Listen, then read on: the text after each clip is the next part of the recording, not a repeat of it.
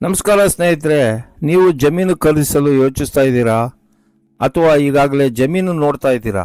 ಹಾಗಿದ್ರೆ ಈ ವಿಡಿಯೋವನ್ನು ಕೊನೆಯವರೆಗೂ ತಪ್ಪದೆ ನೋಡಿ. ಏಕೆಂದರೆ ಪೋಡಿ ಮತ್ತು ದುರಸ್ತಿ ಎಂಬ ಎರಡು ಪದಗಳ ಅರ್ಥ ಗೊತ್ತಿಲ್ಲದಿದ್ದರೆ ಮುಂದೆ ನೀವು ಖರೀದಿಸುವ ಜಮೀನಿನ ಗಡಿ ವಿವಾದ, ಕೋರ್ಟ್ ಕೇಸು, ಹಣದ ನಷ್ಟ ಮತ್ತು ಅನೇಕ ತೊಂದರೆಗಳನ್ನು ಎದುರಿಸಬೇಕಾಗ್ಬೋದು. ಸ್ನೇಹಿತರೆ, ಹಾಗಾದರೆ ಪೋಡಿ ಅಂದರೆ ಏನು, ದುರಸ್ತಿ ಅಂದರೆ ಏನು? ಜಮೀನು ಖರೀದಿಸುವ ಮುನ್ನ ಏನು ಪರಿಶೀಲಿಸಬೇಕು? ಬನ್ನಿ ತಿಳ್ಕೊಳ್ಳೋಣ. ಸ್ನೇಹಿತರೆ, ಪೋಡಿ ಅಂದರೆ ಏನು? ಪೋಡಿ ಅಂದರೆ ಒಂದು ದೊಡ್ಡ ಸರ್ವೆ ನಂಬರಿನ ಜಮೀನನ್ನು ಅಧಿಕೃತವಾಗಿ ಅಳತೆ ಮಾಡಿ ಪ್ರತ್ಯೇಕ ಭಾಗಗಳನ್ನಾಗಿ ವಿಭಜಿಸಿ ಹೊಸ ಉಪ ಸರ್ವೆ ಸಂಖ್ಯೆ ನೀಡುವ ಪ್ರಕ್ರಿಯೆಯನ್ನು ಪೋಡಿ ಎಂದು ಕರಿತೀವಿ. ಉದಾಹರಣೆಗೆ, ಸರ್ವೆ ನಂಬರ್ 20ರಲ್ಲಿ 4 ಎಕರೆ ಜಮೀನಿದೆ ಅಂದ್ಕೊಳ್ಳಿ. ಅದರಲ್ಲಿ 2 ಎಕರೆ ಮಾರಾಟ ಮಾಡಿದರೆ ಸರ್ಕಾರದ ಸರ್ವೆ ಇಲಾಖೆ ಅಳತೆ ಮಾಡಿ 20/1ರಲ್ಲಿ 2 ಎಕರೆ, 20/2ರಲ್ಲಿ 2 ಎಕರೆ ಎಂದು ಪ್ರತ್ಯೇಕ ದಾಖಲೆ ಮಾಡುತ್ತೆ. ಇದನ್ನೇ ಪೋಡಿ ಎಂದು ಕರಿತೀವಿ. ಪೋಡಿ ಆದ ನಂತರ ಜಮೀನಿನ ಗಡಿ ಸ್ಪಷ್ಟವಾಗುತ್ತೆ ಮತ್ತು ಮುಂದಿನ ವಿವಾದಗಳ ಸಾಧ್ಯತೆ ಕಡಿಮೆ ಆಗುತ್ತೆ.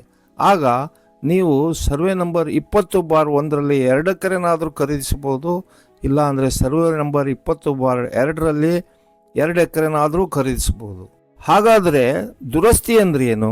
ದುರಸ್ತಿ ಅಂದರೆ ಕಂದಾಯ ದಾಖಲೆಗಳಲ್ಲಿ ಇರುವ ತಪ್ಪುಗಳನ್ನು ಸರಿಪಡಿಸುವ ಪ್ರಕ್ರಿಯೆ.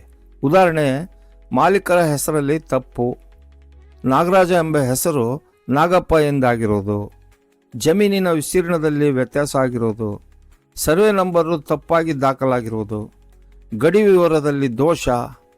ಉದಾಹರಣೆಗೆ, ಚೆಕ್ ಬಂದಿಯಲ್ಲಿ ಉತ್ತರಕ್ಕೆ ರಸ್ತೆ ಇದೆ ಅಂದರೆ ದಾಖಲೆಯಲ್ಲಿ ದಕ್ಷಿಣ ಎಂದಾಗಿರುವುದು.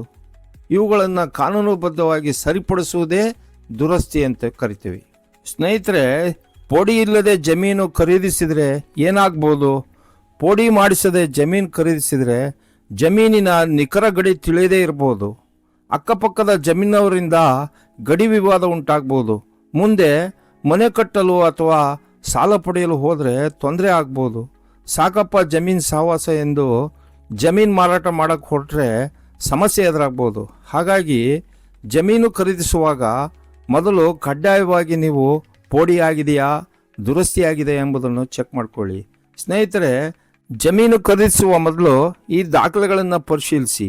RTC ಪಾಣಿ ಅಂತ ಕರಿತೀವಿ. ಮ್ಯೂಟೇಷನ್ ದಾಖಲೆ ಪೋಡಿ ಆಗಿದೆಯಾ, ದುರಸ್ತಿ ಆಗಿದೆಯಾ ಎಂಬುದನ್ನು ಪರೀಕ್ಷಿಸಿಕೊಳ್ಳಿ. ಸ್ನೇಹಿತರೆ, ಅಗತ್ಯ ಬಿದ್ದರೆ ಕಾನೂನು ಸಲಹೆಯನ್ನು ಪಡೆದುಕೊಳ್ಳಿ. ಮತ್ತೆ ಇನ್ನೊಂದು ಆಸಕ್ತಿದಾಯಕ ಮಾಹಿತಿಯೊಂದಿಗೆ ಭೇಟಿಯಾಗೋಣ. ಧನ್ಯವಾದಗಳು.